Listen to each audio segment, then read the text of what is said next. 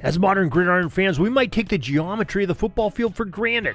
The crisp white numbers, the directional arrows for TV viewers, and the standard 10-yard intervals. But as football historian Timothy Brown reveals, the field wasn't always a masterpiece of clarity. In the early days of the sport, the players, fans, and officials were often literally lost on the field. Imagine trying to officiate a 25-yard penalty on a field that didn't have identified lines and numbers to help navigate the penalty. Tim joins us to break down how the chaos of the early field experimentation eventually gave way to the standardized markings that define the game's field today. Hello, my football friends. Once again, we are joined by Timothy Brown of footballarchaeology.com to bring us one of his tidbits that he's done recently. Tim, welcome back to the Pigpen. Hey there. Look forward to chatting, and I think this podcast should work very well in digital format. In digital format, yes. We're going to be talking a little bit about that as we go through a little bit of history here, because you had a tidbit that you wrote recently that really tweaks my officiating side of me. The evolution of yardage markers and field numbers is what you called it. These are things that I'm very familiar with, and I'm sure everybody who watches football is. So what can you tell us about this history? Yeah. So, I mean, just to, I distinguish yardage markers and field numbers as, I just view yardage markers as signs along the grandstands, or, the posts. There's a little rubber tripod and trapezoidal things that, have, been on football fields over time. And then field numbers are the actual, they're some kind of number or indicator painted on the field, on the grass or on the turf, itself. So just for that. So I think, the thing about the numbers that, just to kind of put them in place, one of the things that it kind of shocks me every time when there's certain images of old football fields in the non-checkerboard days, when you look at it's a big old stadium and you get a shot from, press box or higher, and the field is just barren. All that's there is the sidelines, the goal lines, later on the end lines too, and the yardage lines. And, so no lock knee lines, no hash marks, no numbers, no logos, all that kind of stuff. But then obviously that's changed a lot over time. So that's kind of where I'm coming from with, the story. But, before we had, field numbers and even some of the yardage markers, about the only really things that they had on the field, sometimes they'd have the 25-yard line was a bigger deal back in the day, because that's where you did kickouts, before they had touchbacks, or even with touchbacks, and safeties were kicked from the 25. So oftentimes the 25 had some kind of diamond chalked on it or something like that. Sometimes the center line was a little bit different, either the 50 or the 55. So anyways, starting about 1900, they started hanging these signs along the kind of the base of grandstands. But then, a lot of times, like, the players would block, people couldn't see them because players were down there, people on the opposite side of the field. So then they started putting posts, or, different kinds of, basically different forms of signs, maybe 5 yards off the yard line or off the sideline. So that's about all they had. And then in 27, when they moved the end line, when they moved the goalpost to the end line, there's a whole flurry of activity, because everyone was concerned that players, fans, officials would be confused about where the goal line is, because they had always known the goal line was where the goalposts were. But once you shift them back, it's like, well, where's the goal line? Mm-hmm. So, pretty much all across the country, people tried different things to, they put dummies and whatnot on the goal lines. They Some people actually stuck little pieces of paper on sticks along the goal line.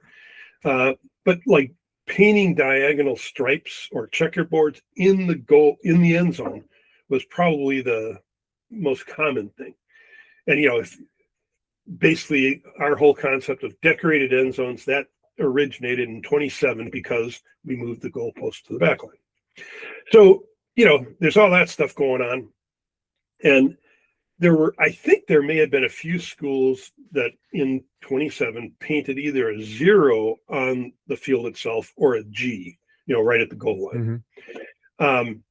But over time, they started painting numbers on the field, typically every 10 yards. Some did it every 5 yards and still do, but but they were like all shapes and sizes. I think the tidbit has an example. It's actually from the Canadian Football League, but just these really long, elongated numbers that just look strange. But there were other schools that had like the numbers inside of a box, and the box might be a red box with the numbers. It was just kind of all kinds of different things, and so it kind of didn't matter, what you did. Because it was at that point, it was intended for the fans and they could figure it out, the fans in the stands.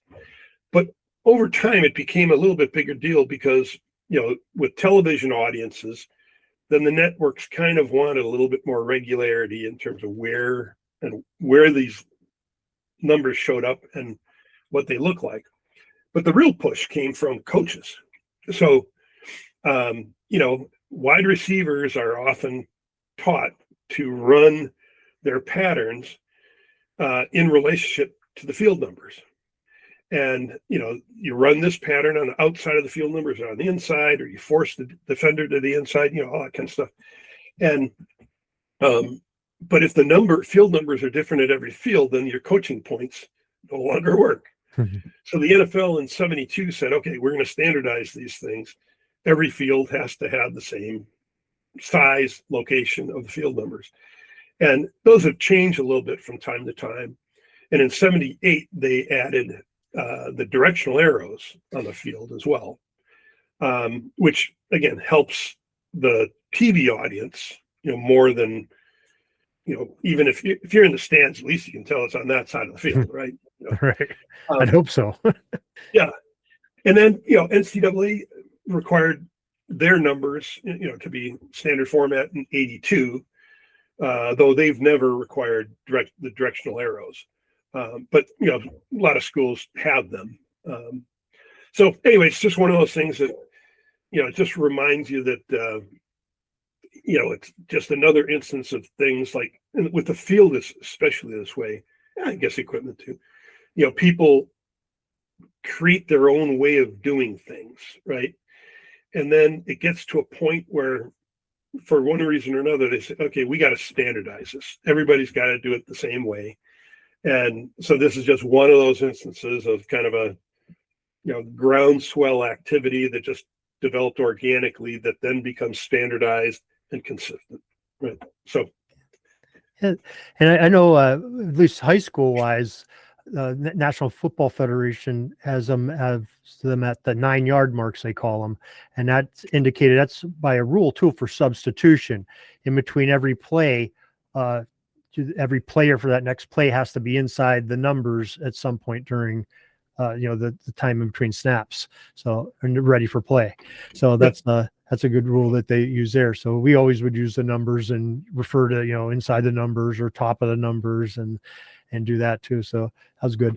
And it makes me that takes care of the old lonesome end kind of right trick plays and all that guy kind of just stuff. hanging out like he's talking to the coach, and all of a sudden he goes down for a long pass. Yeah, that's exactly what the substitution rule is for. And it also takes me back when I first started officiating. I was in my early 20s, and I got on a really good crew. They had a really experienced crew. We had a gentleman that was probably about 45 years older than me. So he's in his mid 60s at some point, and he was a ball buster. He busted my chops all the time, but in fun, in jest. And he always had something to say, and he didn't quiet him down very, very often. So he was our umpire.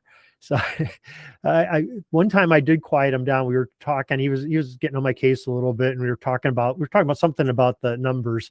And I told him, I said, Ed, when you started, they had Roman numerals on the field when you started playing. And he didn't know what to say. He just shut up for a little bit and started laughing. He's like, okay, you got me there. But he's no longer with us, but it's always a memory I have of old Ed, and good guy. So we had a lot of fun. Yeah. Folks, they never had Roman numerals on the field. Yeah, well, probably someplace did.